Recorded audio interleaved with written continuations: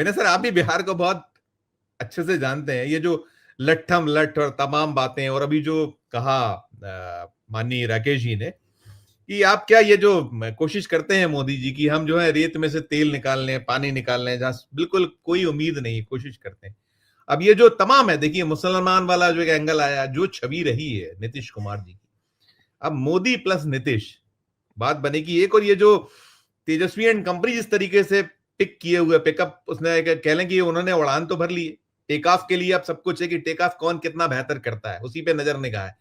तो ये जो है कि मोदी प्लस नीतीश, और ये जो बाकी आने वाला है, जैसे भी कहा हलाला आएगा, इसके पहले भी जब गए थे तब भी उन्होंने यही बातें की थी, वो आपके योगी साहब, बात कितनी बनती दिखती, क्या बनती, और क्या ये ओवरऑल पे आपका जो छूटी हुई बातें उस सबको मिला के आपकी राय, विनय जी? धन्यवाद संजीव जी। देखिए कि नेता बड़ा वो होता है जो जो या कम्युनिकेटर भी बड़ा वो होता है जो अपने ऑडियंस और लोगों की के दिल को समझ सकता है और उसकी उसकी तार को छेड़ सकता है।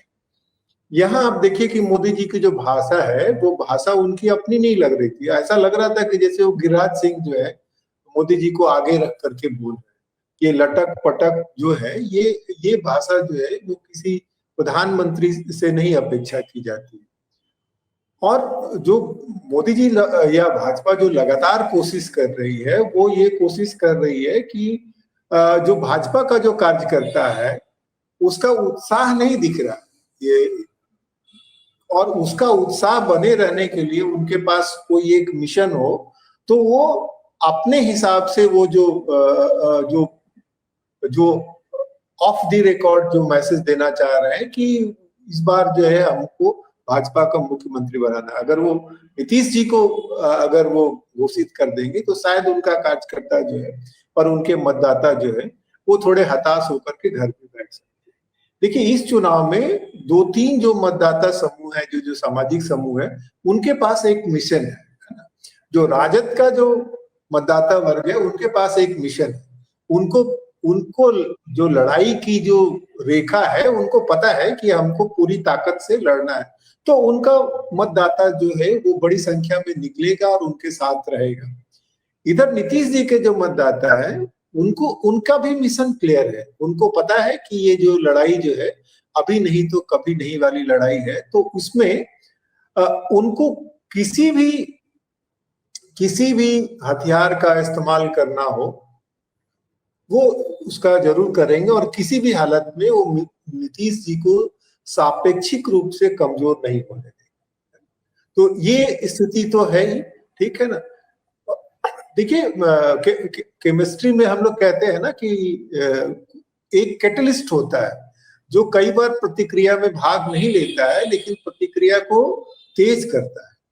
तो अब जो लोग जिस ढंग से महागठबंधन में सामने आए तो हो सकता है बहुत सारे लोग जो है उतना कंट्रीब्यूट नहीं कर पाएंगे, लेकिन उनका साथ आना जो है वो जनता को एक बहुत वायबल अल्टरनेटिव दे रहा है, ठीक है। और महागठबंधन का बहुत बड़ा काम जो है वो जन स्वराज पार्टी ने किया है। जन स्वराज पार्टी लगातार हमला करके उसने जो ये सत्ताधारी गठबंधन है उसकी क्रेडिबिलिटी को लगातार कम किया। गवर्नेंस के मुद्दे पे उसके लगातार हमले होते रहे, लेकिन इसको लेकर के जो नाराजगी जो हुई है उस नाराजगी का लाभ जो है जनसुराज को नहीं मिलेगा, क्योंकि जनसुराज जो है कोई अल्टरनेट देने की स्थिति में नहीं है। वो खुद भी, तो वो जो अल्टरनेट जो है अभी चूंकि कांग्रेस, राजद और जो मुकेश सहनी ये सब जब एक साथ आए हैं तो वो एक वायबल अल्टरनेटिव दे रहे हैं।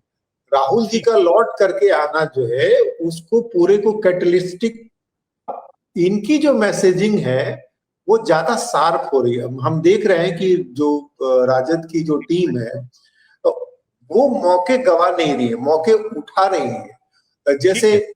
जैसे वो जीविका दीदी वाले मामले में उसने जो कम्युनिटी मोबिलाइजर को पक्की नौकरी देने का वायदा कर दिया, बार बार दोहरा रहे हैं, दोहरा रहे हैं उसको, वो भी कर रहे हैं उसको मैं बिल्कुल मैं आप एक करिए, आप भी करिए, फिर मैं एक सवाल करूं। जी, मैथिली ठाकुर वाले में मैं देख रहा हूँ कि भले मिथिलांचल में पुराना इतिहास अलग रहा हो, लेकिन मैथिली ठाकुर वाले में पाक के सिंबल का जिस तरह से उन्होंने तुरंत पिक किया कि ये जो है मिथिलांचल के लोगों का अपमान है, वो उनके शार्पनेस दिखाता है कि वो रेडी है ना। और कुमुद सिंह जो है, जो लाए हैं उनको, इनकी ब्रीफिंग ठीक से नहीं हुई है कि भाई उस जगह को वो ठीक से जानते नहीं है, इस सिंबल का क्या यूज है क्या नहीं यूज है, तो वो लेट रिस्पॉन्ड कर रहे हैं, बाद में वो माफी मांग रहे हैं जिसका कोई असर नहीं हो रहा है।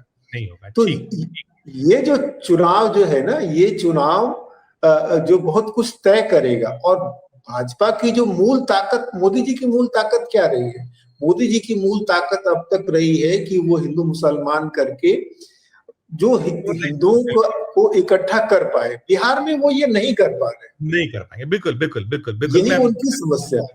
नहीं क्या मैंने सर, अब क्या आप क्या इसका काट क्या लाइएगा? जैसे काट है, देखिए बीजेपी के बारे में है कि वो जितने पत्ते, इन दोनों खासकर गुजराती बंधु जो हैं, मोदी जी और शाह साहब, जितने पत्ते हाथ में उतने बाहों में, और तमाम तरीके से वो प्ले अप करते हैं।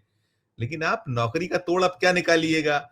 उसने 30,000 की घोषणा कर दी, जो आजीविका दी, तो आप इससे ऊपर क्या लाइएगा? आप खुद ही कह रहे हो कि साहब हमें 12,70,000 करोड़ रुपए साल चाहिए होगा, बजट ही नहीं है बिहार का। तो ये क्या अपील, ये कहीं काट ये हो पाएगा? एक चीज, और क्या ये इसके तोड़ कुछ आने की संभावनाएं देखते? और तीसरा जो मैं कह रहा था कि अभी एक संयुक्त घोषणा पत्र आना है, जो आ रहा है कि 28 को आ सकता है। छोटी सी एक समअप टिप्पणी, सब पर मास्टर टिप्पणी आपकी विनय जी। देखिए, जो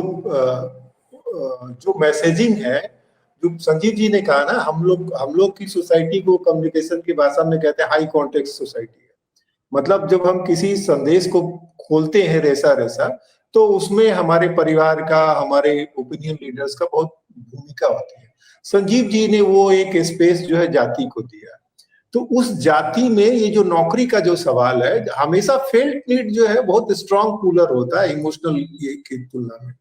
तो यहाँ जो नौकरी का सवाल है, और उसमें जो जुड़ी हुई बात है सरकारी नौकरी का सवाल है। तो ये जो सरकारी नौकरी का सवाल जो है, वो बिहार में सिर्फ जीविका नहीं है। ये जो है, ये सरकारी नौकरी जो है, वो सत्ता में आपकी भागीदारी का सवाल है, सोशल मोबिलिटी का लैडर का सवाल है। तो जो महागठबंधन के जो वोटर हैं, उसके लिए ये जो नारा है वो रेजोनेंस की तरह काम करेगा, उनके लिए बड़ी बात है। जो भाजपा के जो वोटर है, उनके लिए बड़ी बात नहीं है। वो इसलिए वो इधर उधर हिला हवाला करके वो बोल रहे हैं कि जो है नौकरी नहीं, रोजगार, जो जनसुराज वाले भी कर रहे हैं। तो यहाँ और एक चीज देखिए कि जो मोदी जी की जो बोली बानी और भेष है, उससे कितना आम मतदाता जुड़ सकता है। अब आपने देखा वो आज देखा, हम लोगों ने देखा, आज देखा, बिल्कुल बिल्कुल। वो आने वाले दिनों बहुत साफ होगा, जो कह रहे थे ना अभी। आप करिए, समअप करिए प्लीज एक आधा। और दूसरी तरफ आप तेजस्वी के देखिए कि बोली बानी और भाषा, सब वो उनका जो सहज अंदाज है, सरल अंदाज है, सीधी बात है, और कहीं कोई लाग लपेट कहीं दिखता नहीं है। बहुत दो टूक बात कर रहे हैं, वेशभूषा भी है, वो मैच कर रहा है। और दूसरी बात, जहां तक जो लगातार भाजपा की तरफ से कोशिश की जा रही है कि इनके नारों का और योजनाओं की क्रेडिबिलिटी पे सवाल उठाया जाए, उस ट्रैक रिकॉर्ड में ये तेजस्वी को मात नहीं दे पा रहे, क्योंकि तेजस्वी के ट्रैक रिकॉर्ड जो है क्रेडिबिलिटी की, वो बेहतर है भाजपा की तुलना में। कि भाजपा पहले ही घोषणा कर चुकी है कि ये चुनावी जुमले, हमने तो 15 लाख रुपए जो है वो यूं ही कहते चुनाव के लिए। पुरानी जो घोषणाएं है उनकी, उसकी पोल पट्टी अलग खुली पड़ी हुई है। विनय जी वैसा वाला देखिए कि जब बहुत हुआ, अब एक बार इनको भी आजमा के देखें। इस तरीके के और बनने की, एक बनाने की ये जो इनकी कोशिश है, वो शायद परवान चढ़ती फिलहाल आज तक तो दिख रही, आगे क्या होगा नहीं मालूम। और इनके साथ में ये भी है शायद विनय जी कि करेला और नीम चढ़ा वाली जो बात होती है ना, ये अब करेले को उसमें से नीम उतारे कैसे, इनके साथ ये ज्यादा कठिनाई भरा लगता है। मैं तो सोचता हूँ, क्या है, बोल लीजिए। एक और चीज मैं जोड़ना चाहता हूँ कि ये जो लेफ्ट पार्टी के साथ जो राजद की जो नजदीकियां हैं और जो सेम वेवलेंथ पे चल रहे हैं, उसने बहुत एनर्जाइज किया है। देखिए तेजस्वी की भाषा और नारों में भी आप देखेंगे वो लेफ्ट की जो है आपको झलक दिखती है। और कांग्रेस की उपस्थिति जो है, कांग्रेस की उपस्थिति कैटलिस्ट की तरह है। वो खुद कुछ कर पाए नहीं कर पाए, लेकिन उनके आने से ये जो अल्टरनेटिव है वो वायबल हुआ है। और मुसलमानों के सामने क्लियर पिक्चर है, अभी उनके सामने कोई ओवैसी कोई ये जो है वो नहीं है। इस बार अपर कास्ट को टोन डाउन करेगा, वो जो उसका जो कैटलिस्ट भूमिका है वो अपर कास्ट को टोन डाउन करना है। ओके।